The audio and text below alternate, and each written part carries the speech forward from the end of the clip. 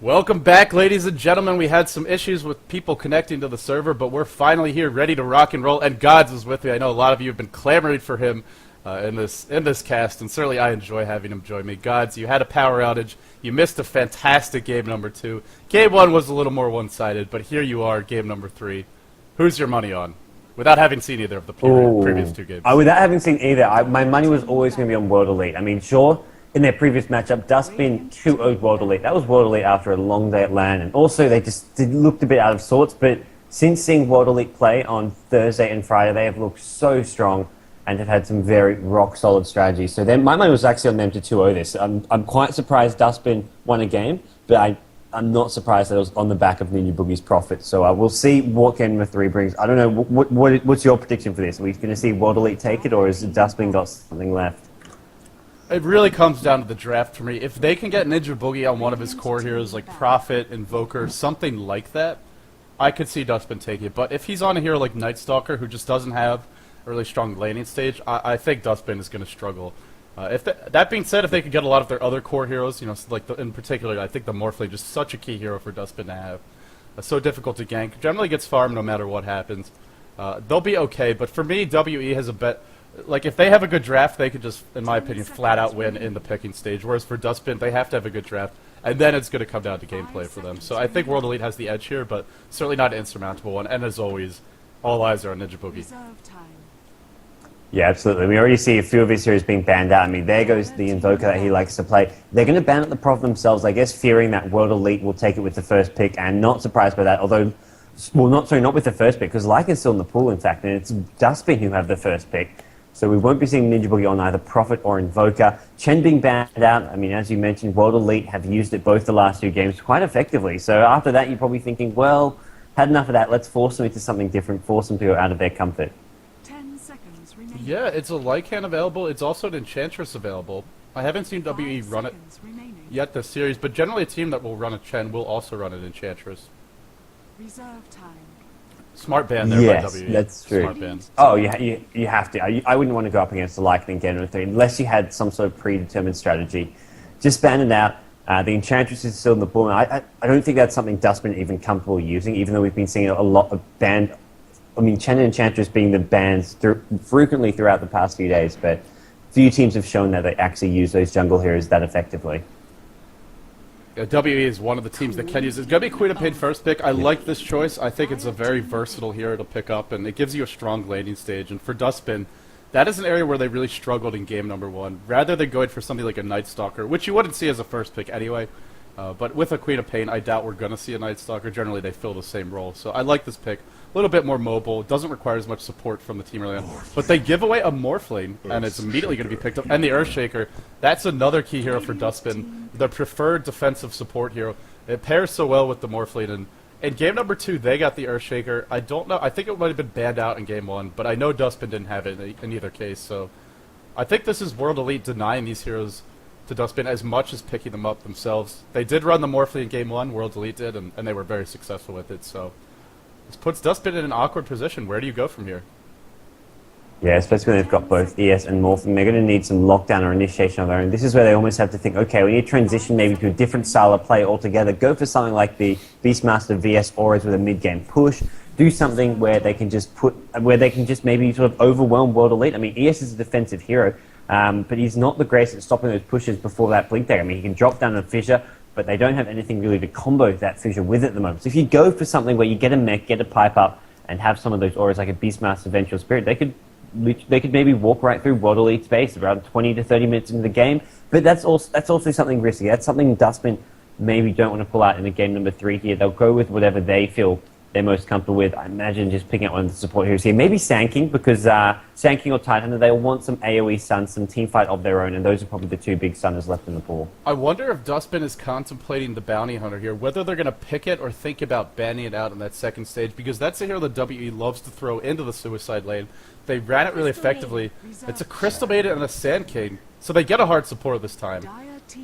Last time their hard support was an Enchantress, and frankly, I just don't think they're comfortable with it. We've talked about that already. So I like the fact they got a Crystal Maiden as the hard support, something they definitely know how to play. Very strong in the laning stage.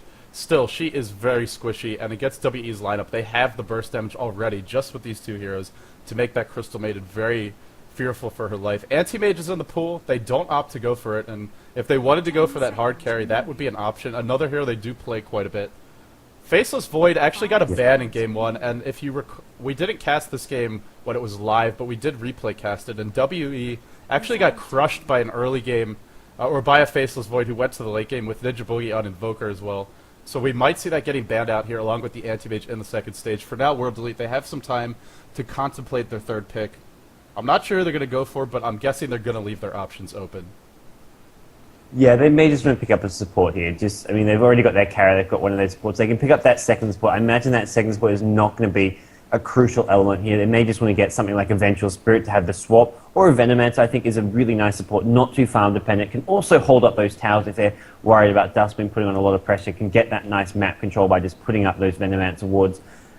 Unless there's some sort of solo or sideline solo they really want that might get banned out, like the Bounty Hunter you mentioned, if they're afraid that maybe Duskbin will ban it on this second stage, they may decide to just go pick it here. Because if the support doesn't matter, it's something they can always pick up later. I mean, I'd say it does matter. They're going to go with the support. There's your Venomancer. It's one of those things where if they want to get the Bounty Hunter then and there, they can always just get a less preferred support option. But by doing this, they sort of they don't reveal what they want to go for their solos, as this could be what in some ways a trial angle. They do often run those dual lanes as well. I'm wondering for Duskbin, will we see something like a Clinks or a Weaver here?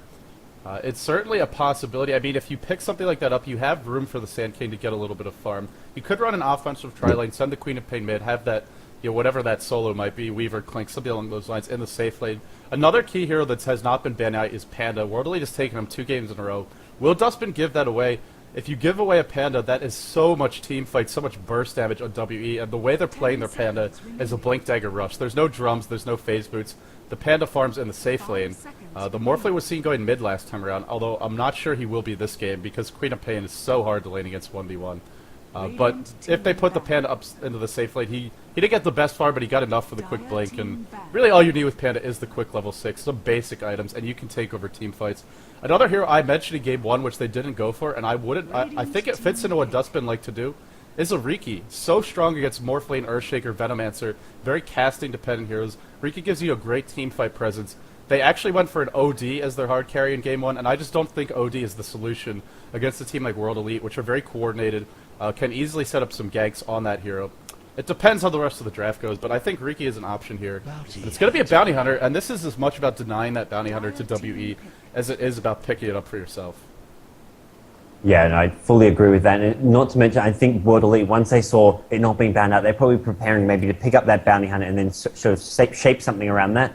There are some strong heroes left, like the Broodmother, that they can run as a side lane sword. Of course, there's a Sand King in the mix, but with Duskbin maybe considering using that as a support hero, especially if they last pick that Broodmother, they can catch Duskbin by surprise. Sand King, Queen of Pain both go fairly well against Brood, but it doesn't mean you don't pick Brood just because the other team have a Sand King they can put against it. You still can use the Brood just to apply pressure and force the Sand King not to come to team fights because he has to constantly defend the Brood from the Brood. And Brood, I mean, as long as you get Sentry Ward, as long as you lane as smart as you can, does match up fairly well. It ends up being a fairly even matchup there. So World Elite now, their 4th pick coming up, and a few of those key solos have been banned out, so we'll see what they want to go with here. I think they've got more experience dealing with that Bounty Hunter, and they're going to go with the Puck.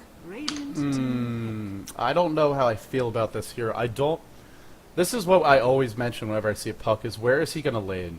If you put him in the off lane, Bounty Hunter can 1v1 a Puck very easily. He can simply walk up and Widwalk, right-click the Puck. Even if the Puck has vision of him, Puck's auto-attack, it's like a pea shooter. It's not going to really damage Bounty Hunter, especially with a Stout Shield. Yeah. And then you factor in that Invis, as well as the Janata. Bounty can 1v1 versus her. Queen of Pain can 1v1 versus her. And if they run any kind of duel or tri-lane, yeah, Puck might get some levels if there's not too much pulling, but that's a best-case scenario. So I don't know how I feel about this hero. Maybe we'll see it go mid. We could see the Morphle, the tri-lane, and another hero as the off-lane, and a Dragon Knight as well. This is a little bit of a Chinese pick here, and I think this might also be a denied hero that WE was considering for that solo mid position. A very strong pushing hero, pretty decent in a 1v1, even against Queen of Pain.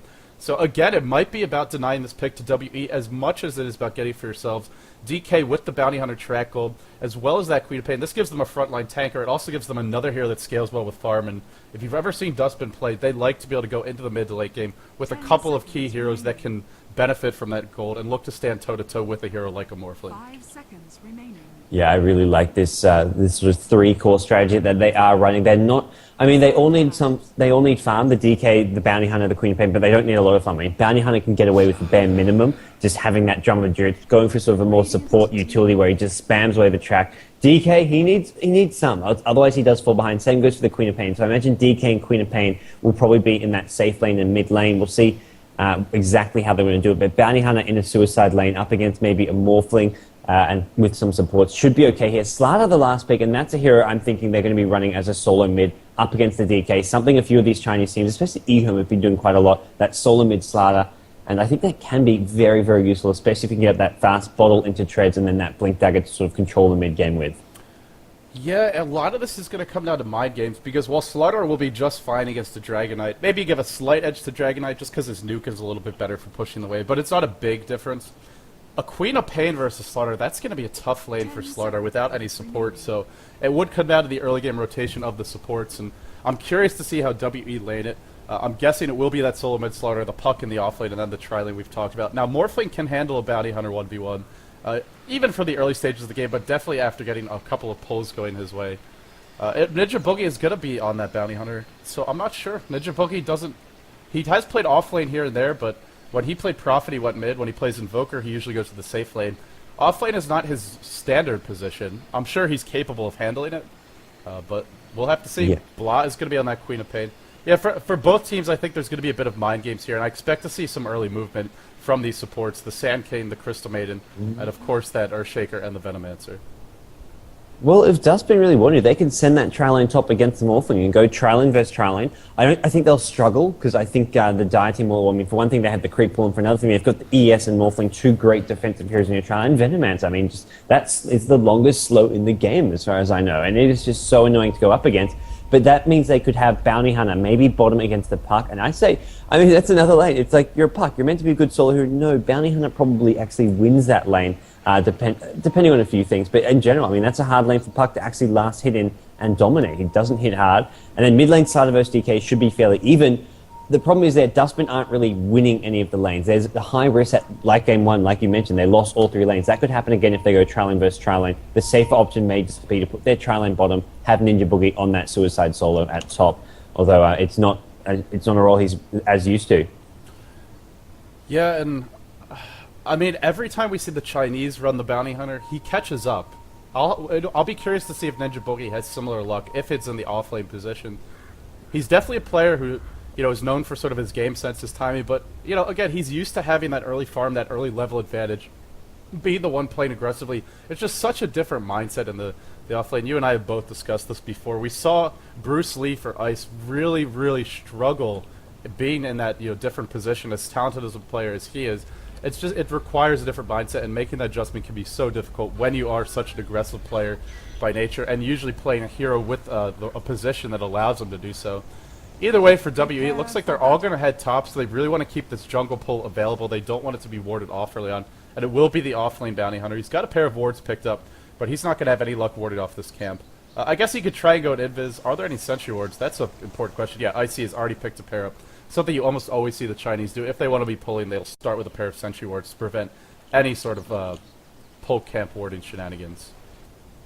Yeah, that's definitely the way to go with this trial. I mean, if there's any chance of trial versus trial, you want to have those sentry wards. Not to mention, there's a high chance it is going to be this solo Bounty Hunter, which it is. So having those sentry wards to maybe get him early on, and he's going to go right in Shadow Walk. We'll see if they pop down a sentry. They've got a sentry for him. Ninjaboogie is in a lot of trouble. Venomancer is going to lead this off with a Gale unless he turns around fast. He does, and he gets hit, so he knows there's a sentry ward there.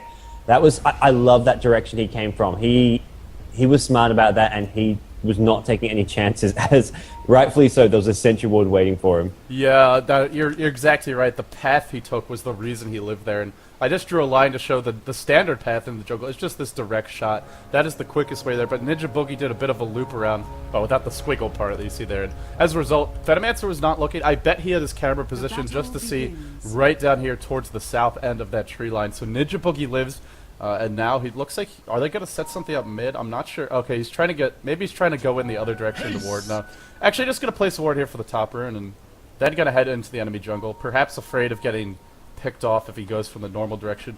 For World Elite, it's going to be an offensive tri-lane. Earthshaker, Venomancer, Morphling. This is a very powerful lane with a lot of killing potential. Duskbin has a pretty powerful lane too, but they're a little bit squishier. They tend to have to stand sort of in the front lines with that Crystal Maiden, and especially with the Sand Cane. These two heroes are going to have to mind their positioning. If they don't, they could pay for it. Yeah, this is some very, very interesting. It's World Elite who actually opted to go Trialing versus Trialing, and not Duskbin. And I think that's because they know their Trialing is just so much stronger. ES and Venomancer, a very powerful combo. You've got the two ranged nukes, two very powerful ones at that, and they're not going to be able to block this pull. At least they're not going to attempt to do so. And that's going to make it a bit harder for him in this bottom lane, as Sankin will be able to stack that first and then go for the double pull. Although he does actually miss the stack, that's going to hurt them, but he can't stack that for a while now. He may just have to do a normal pull. Gale's going to go down on this DK. Will we see a fissure as well? ES decides against it, as Seam and SK were there ready to pounce should he waste that fissure. Yeah, World Elite have two of the absolute best tri-lane spells they have right now in that Gale and the Fissure. And you throw in the Morphling as the carry in this tri-lane, the chasing potential is pretty much unlimited. Crystalmate is going to eat a Fissure to start. Gale to follow. Lei is dead. I do not see him surviving here. Waveform is available. Down he goes. There's your first blood. And this is a tough tri-lane. And hey, this is a way to punish pulling. They knew the Sandkid was off doing the pull, so that's when they choose to go. And Crystal Maiden, you have to be careful with your positioning, especially when the pull is happening. Sandkid is not going to be available to help you. And now WE may be looking to catch up that Sandkid again. No mana for the Gale, so he may be okay. But still, World Elite controlling the pull. They get a first blood. Looks like they're winning this tri-lane off the bat. Oh yeah, Xiaolu's ES just spot on with those fissures and just some great support play leading to those kills, and they're putting a lot of pressure. I mean, Sand King, he only got a single pull off, and then, I mean, just a Venomancer Plague Ward just going to block that pull spawn at 2 minutes, so they're going to have to wait a long time to use it again. Not to mention, next time they do go for it, they're going to have to be playing it a lot more cautiously, as CM and Sand King do get a bit of gold from those Venomancer Plague Wards, but it's ultimately worth it just for the vision, just for the lane control.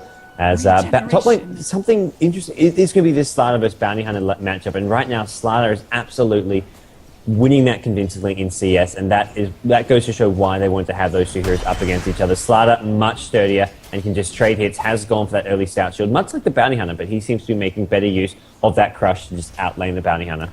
It is a Queen of Pain versus Puck mid, the other lane we haven't really talked about yet, and Queen of Pain does have an advantage in that lane, but it's not a horrible lane for Puck because he'll always be near his tower. If he guesses right on the rune, he may even be able to get a rune. Queen of Pain should get the advantage in terms of harassment and farm, but Puck is going to get those levels. He's not going to die early. It's a lot better than laning in an off lane or even a safe lane against the Bounty Hunter, where there's just so much more room to chase. So I think overall WE have the better lanes here. They've really outsmarted Duskbin in the early stages. That being said, when the mid game hits, you throw in Track as well as Queen of Pain with their ganking burst potential and the gold influx that could come from that. Duskbin could definitely make a comeback even if they lose this early laning stage, but for now they do appear to be on the back foot. Yeah, no, I fully agree with that. And one key thing for this puck, this is actually a puck that can have an influence, get ganking as soon as it hits level 6, and it won't be a delayed level 6 at all. Mid lane there will be a blinking from Queen of Pain. We'll see a bit of harass here. But I have to agree, Puck does really well against Queen of Pain, mostly because most of those nukes you can just dodge with phase shift. You can spam phase shift as much as you want. You can just dodge auto attacks if you really want when trading hits. And it's a good matchup. It's not like that side lane. Even side lane against the Bounty Hunter, I agree, would have been a lot harder than this 1v1 against Quap. But the problem is going to be Duskbin, they're not happy for this to stay 1v1. They're going to see a smoke gank on CM and Sand King, although it looks like they want to help top the Bounty Hunter who is losing to a Slider. They realize they can't win bottom lane, and top lane is the one lane they can change the outcome of. So they're going to have a quick smoke gank going there, and whether or not this converts will be up to his level 1 sprint with a level 3 crush. He's already used the crush though, and we'll see Slider now in a bit of trouble as he has popped the sprint. He knows what's coming. Sand King, is he going to get close enough for a stun? It doesn't look like it. It's a level 1 burrow strike, and that is a lot of wasted time, a lot Long way to walk across the map for Duskbin, not get a gank, and look at this CM, tanking those neutrals, taking a lot of damage.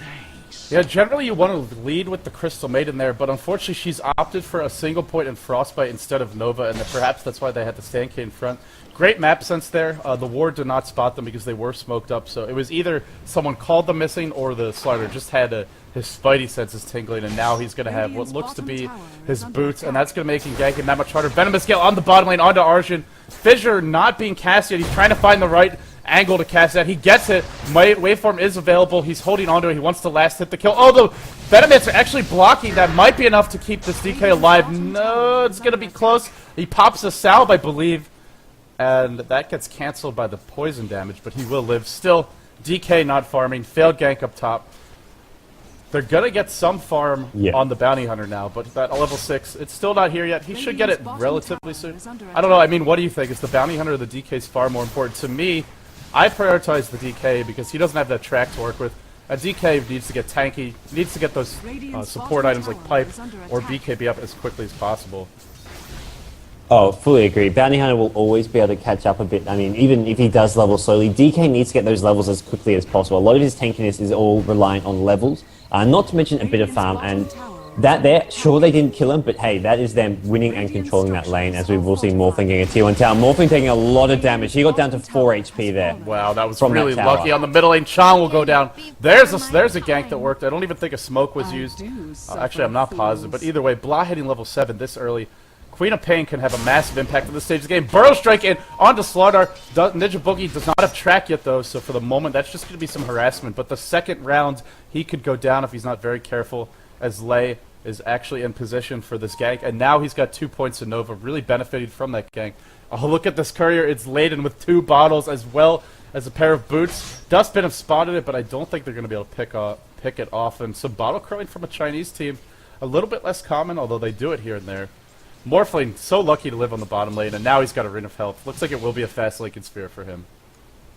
Yeah, it looks like they are going to be going for that safe build. The build not preferred by many Chinese teams, but they're going to beg to differ. And CM Sanking, we're going to see another attempt on Slider's life. They have got the track up. Running in his Ninjaboogie, but here's the TP supports. The ES instantly there. Going to stun 2 of those series. Misses the CM, but that's not going to matter too much. It should keep this Slider alive. Slider is chasing, though. He's going to turn around, stun the Sanking, get the kill, and Bounty Hunter still could be in a bit of trouble here. Great counter gank there. Nice TP in from the captain, from Xiaoliu. Yeah, I love to see those early TP scrolls picked up, and they're not done just yet. Crystal Maiden gets caught out. She goes down.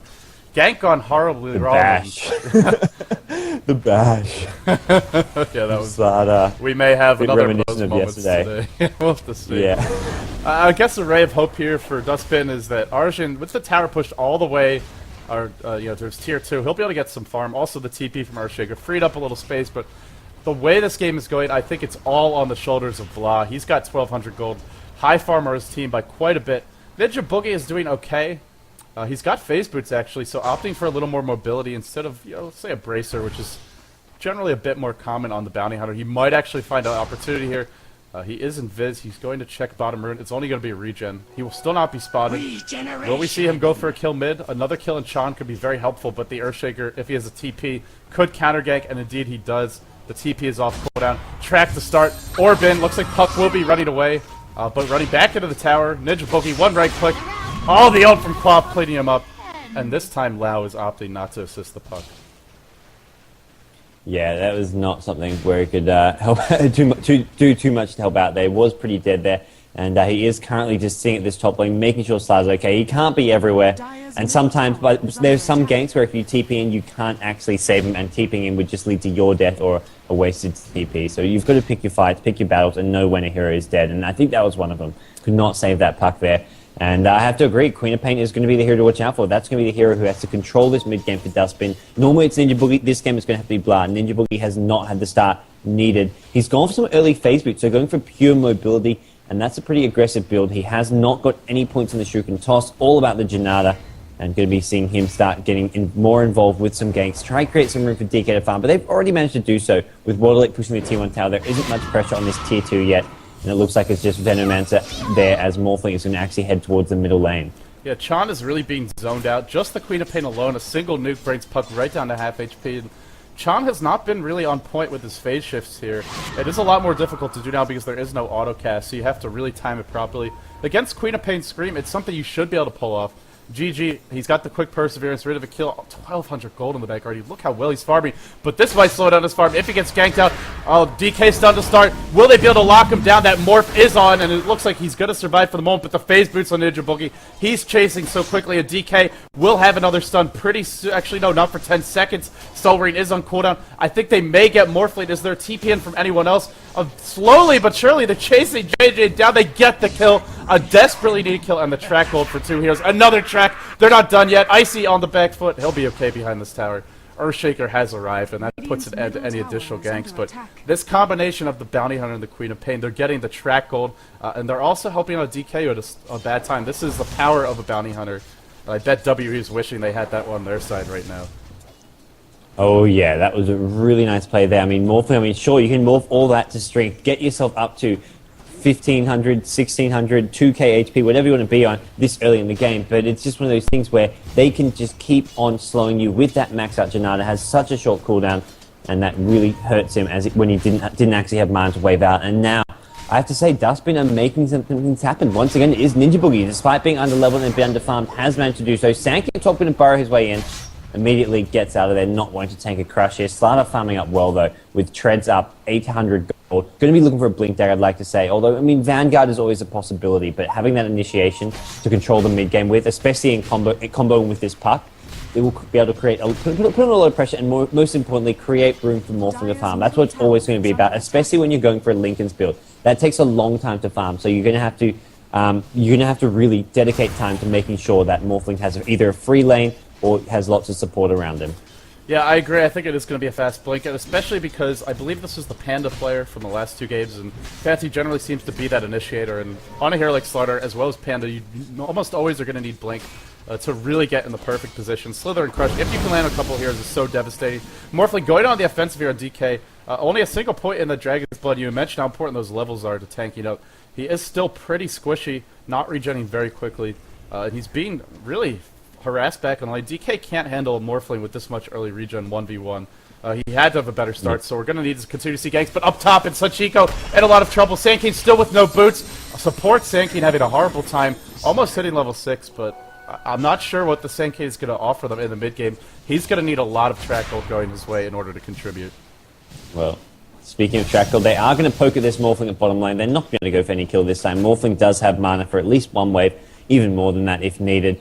Although, I mean, just coming in will give room for DK to farm. Morphling has to wave out, and that's one wave not used on the DK. I mean, that's about half of Morphling's mana. Morphling's actually going to all the way back to Fountain, so we'll see where he wants to go. But top lane, Slaughter and Puck need to be careful. Puck going for Slaughter, going to pop an ultimate. It's going to miss, though, and Slaughter looks like he's going to escape this one as Queen of Pain unsuccessful. I don't mind going for that. If he'd got that kill, that would have been a very big kill. And he's still chasing. He hits the screen, blinks over the cliff, gets the kill. Great play from Blah. Even missing it. And one of those heroes that you just do not want to have to deal with as... Alright, yeah, I'm getting messages as well saying the stream went offline. Yeah, it was the Twitch.tv server. I think their primary USE server went down, so I switched to another one. Looks like it's back up. Unfortunately, y'all are going to miss probably like 6 to 8 minutes of the game. Do apologize for that, but we are back into the game. So for everyone who's just trying to catch up here, World Elite had a couple of big team fights on the backs of a Blink Dagger on the Slaughter, as well as the Puck. Aegis now picked up on that Slaughter, so he has just become that much more devastating of an initiator. And they've already had a couple of... I mean, like I said, it was an Earthshaker Fissure, a double Blink for the Puck and the Slaughter. A couple of fights that just barely went in WE's direction, but that barely winning fights, they didn't lose anyone, and Duskbin lost a bunch, despite their great start. They are way behind in gold. They're way behind now in terms of hero... Well, not way behind in terms of hero kills, but they are behind in that respect, and the farm disparity continues to grow. Morphling has a Lincoln Spear up. The Slaughter are 2k gold in the bank. Chan, in fact, has managed to get Arcane Boots. So a Puck who didn't have a great time early game, he's catching up. Everyone on WE that needs items is getting them. Even the Earthshaker with some Arcane Boots. And here they go. Smoke Gank going to be coming out momentarily. Yeah, no, it's going to be World Elite just looking to keep on applying this pressure here, catching, not giving any space for Duskbin to get any sort of farm here. I mean, if they can kill the DK again, prevent his BKB from coming up anytime soon. That's going to be what Duskbin need. They have BKBs coming on Bounty Hunter as well as DK, and there's your pick off. They find Crystal Maiden again, and it is the same Dire Observer Ward still there. The D Ward did not actually see it. It was not in range. a well-placed observe ward as there's another die ward. Going to be on the other side of the trees. Ooh, Puck not going to land on with that one. Was looking for the Queen of Pain. Now DK trying to turn this around. They do have vision here of the World Elite squad, and it will be Sanking Sun, followed up by a DK Sun. Puck in a bit of trouble here. The burst damage is going to be enough for the Queen of Pain ulti. ES ulti takes out Bounty Hunter, and now DK is going to go down as well. World Elite, chain to get them more kills. Venoman's in trouble. If Queen of Pain can finish off that kill, would be good, but it is going to be ES who she guns for. And now Queen of Pain out of mana, sitting on 40 mana. Is there a Sanking Sun? There's a Fisher. That's all that matters for Duskbin, and Queen of Pain may just survive thanks to that. As Burrow Strike going through, going to keep Queen of Pain alive, but Sanking will die for his troubles, and things not looking good for Duskbin anymore, although they do keep Lara alive. Another fight not going Duskbin ways. Yeah, it is looking pretty... It's looking pretty tough for them at this point. The gold graph continues to dip, and again, W is winning these fights for the most part without the Morphling's presence. That Morphling has an ultimate orb, 2,200 gold. That's 2 ultimate orbs. If we want to see a quick Eye of Skady, he could go for that. If he wants to go for the Mantis style, he's got the Yasha now, and he just made a purchase. It will be an ultimate orb, so it's going to be the Eye of Skady. Now, until you finish the Eye of Skady, it doesn't give you a whole lot, but Morphling is a hero that can benefit from the raw stats, so it's still a decent pickup for him. I think the problem for Duskbin is now who can really initiate, who can stand toe-to-toe with the Slardar, with the Puck. They don't have a BKB on the DK, they don't have a Pipe or even a Hood on him. The Bounty Hunter as well, still trying to work for a BKB, nowhere near it. Queen of Pain went for an ultimate orb, I think has gone back for this Ogre Club, realizing that she needs a BKB too. They all desperately do, but I'm not sure if they're going to get these BKBs in time, and by the time they do, Morphling may just be too big for them to deal with. Yeah, no, I have to agree. Morphling is just getting more and more farmed after this great mid-game, and I mean, with that Skadi Lincolns, he is just going to be an absolute beast. He doesn't even need a BKB against a lot of these heroes as long as he can just sat change as much as possible. They haven't got any sheeps or silencers. Sure, they can stun him, but you can even morph to strength while stunned. So it's one of those things where if you have those extra sats with the Skadi, with the Lincoln Sphere, it doesn't really matter if he does get stunned and doesn't have BKBs to sort of escape with. In fact, having those extra stats can allow him to do more damage, and then when he waves in, gets in bit of trouble, just morph away. As here we go, mid-game. Looks like a bit of engagement. They're gearing up. Sprint in. Starting going to hit both. Nicely placed. And they're going to go for Queen of Pain instead, with the silence, with the Dream Call, and they're going to get the Crystal Maiden as well as the Queen of Pain. Nice initiation. Not going for the DK, the tankier target, and not really the kill that's quite as important as that Queen of Pain. Queen of Pain dies again, and if you let a Slaughter and a Puck both get Blink Daggers, as well as the BKB up on the Slaughter, there's just nothing Queen of Pain can do. She's normally very difficult to kill, but these two heroes are two at the very best at locking her down. That Blink Silence, the Blink Stun, the Amplified Damage, just melting her so quickly. And WE are actually going to go high ground here in the top lane. There is buyback on the Queen of Pain, but she doesn't want to use it yet. She's hanging on to it for now. I think it's going to be forced. Initiation! Arjun in a lot of trouble. I'm not sure why Queen of Pain isn't buying back. There's the Echo Slam! And it looks like nobody's going to die for WE. They get a kill on the DK, who also has buyback. Still not using it. Nobody on Duskbin using their buybacks here. I think you have to right now. WE is going to bring down your tower if you don't. And the Morphling has the money for the Eye of Skady just about. The tier 3 will go down. Queen of Pain finally respawned. Are they going to continue this push? We may see WE back off. I suppose saving the buybacks is working out okay, but I'm not sure losing a DK really makes it worth it either way. Oh, WE in complete control, and they may not be done just yet. The Urn is coming off cooldown for Earthshaker. He can look to heal people. Blink it again! Another big Slither comes for Fancy! Everyone instantly melts! That Queen of Pain ulti was great, but just not enough. WE are in full command of this game. Absolutely. And I mean, it just goes to show how powerful those urns can be. You just use them. After you go in, you initiate, you back off, you just you throw a couple urns, heal some people up. This is an ES with an urn. And it's just being such a great item because they can just initiate right back in, use it on the Slaughter who is low, and they take a rack 26 minutes into the game.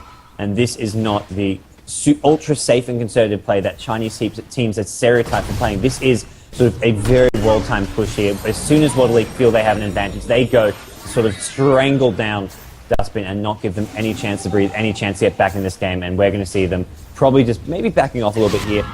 We'll have to see Roshan, and they've got the ages for a while now, so they're not in too much danger of losing that one, and they're just going to take down these outer towers one by one, as both middle and bottom do have a few more towers to take down. Yeah, World Elite really showcasing their versatility in this game. I mean, I was concerned for them in the Yeah, so that early to mid-game stage, especially once ninjaboogie got going with his ganks, and Queen of Pain was starting to set up some nice kills.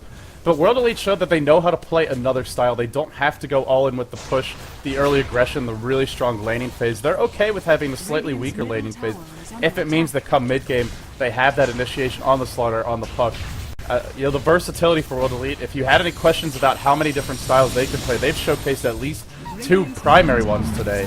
And of course, the game is not over, but for Duskbin, it's going to be very, very difficult to come back. I'm Morphling with 2 big items, and not a single big item on any of the heroes on the Duskbin side. Yeah, no, that's the big problem, is that they just have not farmed those core items, those BKBs, and that's not even... I mean, sure, World Elite, they've not only got those core items like their BKBs, their Blink Daggers, they have got much more. Look at this Morphling, here's massive. Sanking Epicenter burrows in, the BKB on side and negating most of that. Morphling goes waving in, finishes off the Sanking, and the GG is called with racks down. Duskbin are going to bow out, and I have to say, this game was over at this point with Morphling just absolutely massive, and what a game to end on with World Elite. It was close to start off with. I mean, Bounty Hunter, Ninjaboogie did make some kills happen, did give some momentum going Duskbin's way, but ultimately, World Elite turned it on as soon as they got those Blink Daggers. A little more action before we're done. The BKB finally up on the Queen of Pain, and it looks like Blah will go down. Yeah, I mean, the BKBs, the Blink Daggers, World Elite picked the correct items. They chose the moment to engage, and you know, it's whenever you see a Blink Dagger pick up on heroes like Slaughter and Queen of Pain, that first gank is just so crucial. If you can get some early kills, it really snowballs for your team. If you fail, then the enemy team knows you have the blinks, and they might be able to, you know, play a little bit more defensively and not get picked off. But the first time they used them wasn't that huge engagement mid. It paid off in a big way. It led us a couple of towers, a lot of free farm opportunity for the Morphling, who took full advantage. And unfortunately, it will be World Elite advancing. Duskbin has called GG. They are still playing, but this is all for show. The game is over. Yeah, absolutely. It's just one of those last things. This is the international qualifier, and just you want to enjoy your last sort of glimmer of just being in the spotlight and just having that opportunity, the hope that was there to go to Seattle. It's now been crushed by World Elite, but 3 teams remain: World Elite, Tongfu, and Aeon. I have to say, I'm not at all surprised that we're seeing the two Chinese teams there, and Aeon as well with them. Definitely a team, one of the only teams in this qualifier who I feel really stands a chance against them. Yeah, World Elite is looking increasingly scary, and you know, it's interesting. Duskbin 2-0'd them only 3 days ago, and here they are, just looking like a completely different team. And you know, Atri did mention that WE had played a 4-hour LAN tournament or match shortly. I don't think it was a single match, but maybe a best out of 5 or something like that. Shortly before their match against Duskbin, and perhaps this is the well-rested World Elite. Maybe they've just been practicing and studying like crazy since that loss. But either way, they had what it takes to bring down Duskbin. They will advance, and we're gonna see them go up against either Aeon or Tongfu. I'm not sure if you can even say that Aeon or Tongfu would have a clear advantage over World Elite. I mean, Tongfu has looked very strong. Aeon has looked beatable at times. But if anyone can knock off those teams, it probably is World Elite. Yeah, I have to say, World Elite is... I mean, they've shown over these past few days that they can turn it around. It only took them... I mean, only literally took them one day to suddenly turn things on. I mean, it was day one where they dropped to Duskbin. I mean, this is a revenge match for them. This is the team that beat them 2-0. They've made it all the way through the loser bracket since losing in round 1. And they are going to make it their way into the loser bracket finals, where they're going to meet the loser of Aeon and Tongfu. Both a tough matchup, but both a matchup that World Elite can win, and they've shown it here, beating Duskbin, and we're going to see what they are capable of in their next few games. I have to say, I mean, just great mid-game sort of team fights and just decision-making, ultimately. They knew... They didn't sort of panic. Once, I mean, Duskbin at one point got up about 8 kills to 4. I think even at one point it got a few more. But they just knew once they got those Blink Daggers, they could turn things around and just outmaneuver Duskbin, which they have done. And hats off to Ninjaboogie and even Blah. They played some good games. The support play as well was there. It was just one game that Duskbin just were a bit out of their depths. Well, I guess one thing to keep in mind here is we could see an all-Chinese final. We could see WE up against Tongfu, and if you're a fan of Chinese Dota, that could be one to watch. Of course, if you're not such a fan, then you'll be rooting for Aeon. They are the only remaining non-Chinese team. 3 teams will be left standing once this match officially concludes. Those teams will be WE, Aeon, and Tongfu. Who do you have? Who do you favor going to that Aeon Tongfu series? I mean, I'm guessing you're gonna say. I guess you're gonna say Tongfu, but it's not an easy decision to make. It's not, but I definitely overrate Chinese teams a lot of the time, and I'll continue to do so just because time and time again they always prove that they generally come out on top. I mean, especially in offline events. This is an online qualifier, so maybe they'll give Aeon somewhat a slight edge. I mean, I wouldn't call it an edge, but that will make the gap a bit more even. But it's one of those things. The Chinese teams, especially offline, are so dominant and just always seem to come out on top when it truly matters. I'm honestly expecting a Chinese final. I love Chinese Dota, but at the same time, I love Aeon. Those guys are a lot of fun to watch, and also good friends with some of those guys. So I will be cheering for both teams. I'll be happy regardless of the outcome. And I have to say, Duskbin were a fun team to watch. They've had some exciting matches, although this one just not going their way. Yeah, it's just some easy cleanup at this point. Ninjaboogie getting driven back to his fountain by a Slaughter. He's got an Aegis, a Reaver, a BKB, and a Blink Dagger, a massive Slaughter. Yasha picked up on the Morphling. There's no killing this Morphling. It doesn't matter how many nukes they throw his way. And that's why they gave the Aegis to the Slaughter, because they know the Morphling's already immortal. Back onto the high ground they go. The replicate of the Dragon comes out. Still no BKB on him. Still no Blink Dagger on the Sand King. Duskbin did call the GG. Here they are trying to defend. I'm a little surprised, honestly, that WE hasn't been able to breach the high ground completely at this point. They do have the top set of Rex down. But looking to claim their second and third. That should be happening soon. Here they come. Yeah, I mean, Sada Aegis, he's also picked up that Reaver. Morphling with a Mantisar now. Queen of Pain just going to try to stall things up as Morphling actually waving into another well, there we go. The ES Echo Slam, they'll finish things off as Morphling is taking a lot of damage, but has so much strength or agility to morph to strength, and he's still sitting on 1k HP, even though he is very, very low just because of all that morph stats.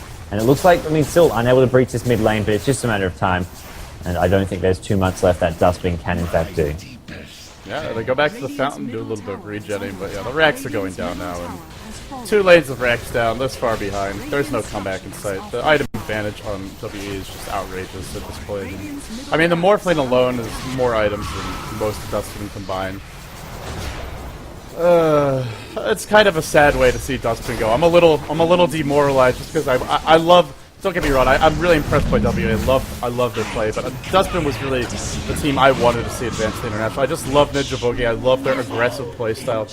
I love his Invoker in particular, but we didn't get to see it this series. And 2 games, all 3 games that got banned out. I wonder if that Invoker could have made a difference. There was one game where Duskbin banned it, although they did end up winning that game. But it's a tough loss for fans of Duskbin. Can't really say more than that. Oh, especially, I know there's so many Filipino fans who've been following this Dota 2, the international qualifier. Sure, there's only 2 players on this Duskbin roster that are Filipino, but they are sort of carrying the Filipino flag, as well as a Singaporean, half and half. But I mean, that's one of those things where the fans will be disappointed. They had a lot of support, because back, well, they used to be an all-Filipino team, so they're a very popular team there, but they're going to have to make way for the Chinese Giants, and that is something, I don't know, I'm expecting an all-Chinese finals, but I hope that Aeon proved me wrong.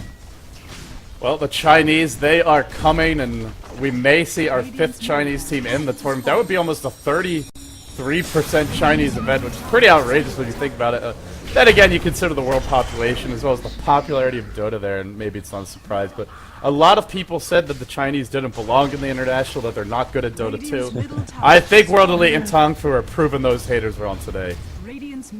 Yeah, I think you could almost justify having both those teams there with the way they've been playing here. I mean, World Elite not so much on day 1, but since then, the level of Dota they've shown the last 2 days has been up there with some of the best teams. And Tongfu, I don't think they've ever had a poor game so far this tournament and in other tournaments. They have just been a dominating team all around, and we're going to see World Elite just, yeah, I mean, I don't know, there's not much left to say. It's all's been said, and I mean, great play from Duskbin. Unfortunately, it just wasn't enough today.